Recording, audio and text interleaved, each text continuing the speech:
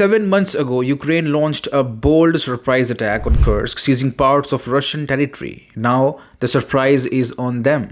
Moscow's decisive counteroffensive is entering its final phase, and Kyiv forces are realizing that maybe Kursk was not the best place for a long-term vacation. The Armed Forces of Ukraine, or the AFU, are frantically backpedaling. They are running away from combat zones like there is no tomorrow. For months, Sudzha was considered Kyiv's main bargaining chip with Moscow, a strategic stronghold and a symbol of Ukraine's capacity to hold ground inside Russia. Now that chip is about to be cashed in, and not in Kyiv's favor. After Ukraine's September offensive lost momentum, the war in Kursk settled into a slow grind. The AFU shifted to defensive mode, holding on to its territory but failing to expand it. For Russia, this was a minor headache compared to the much larger battles in Donbass. But by the end of the last year, Moscow turned its full attention to Kursk, and the results have been devastating for Ukraine. By January, the fighting around Sudzha had intensified. Ukraine scrambled to reinforce its defenses, but Russia used a well-practiced strategy seen before in Donbass: encircle the enemy, cut off supply routes, and let time do the rest.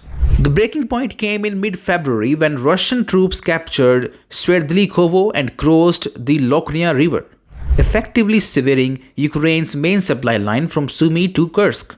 Once Sverdlikovo fell, Ukraine's situation went from bad to worse. Russian forces were advancing at a speed Ukraine simply could not handle. Things got even more surreal when reports surfaced that 800 Russian Special Forces soldiers crawled 15 kilometers through an abandoned gas pipeline to launch a surprise attack on Sudzha. Yes, you heard that right. Pipeline warfare is now a thing. As if that was not enough, Russian forces unleashed a new headache for Ukraine: fiber optic drones. Unlike standard drones, these high-speed cable-controlled machines are immune to electronic jamming, making life miserable for Kyiv fighters. Meanwhile, the US is getting impatient. With Washington DC pushing Ukraine toward peace talks, Kyiv is under growing pressure to accept a ceasefire based on the current front lines, which would mean officially losing Kursk for good. Ukraine's original plan for the Kursk offensive was simple: show the world that Kyiv could strike inside Russia, boosting morale and impressing Western allies. And for a while it worked. But now many observers wonder, was it worth it?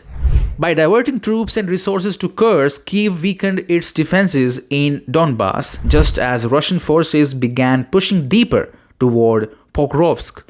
Now, not only is Ukraine losing Kursk, but it might also lose more ground in Donbass as a result.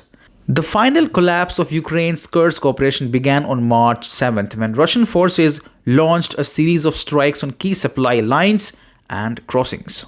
By March 10th, Kyiv forces were in full retreat, abandoning equipment as they raced for the border. By March 12th, Russian forces had secured Sudzha's industrial zone, its suburbs, and even its administrative center.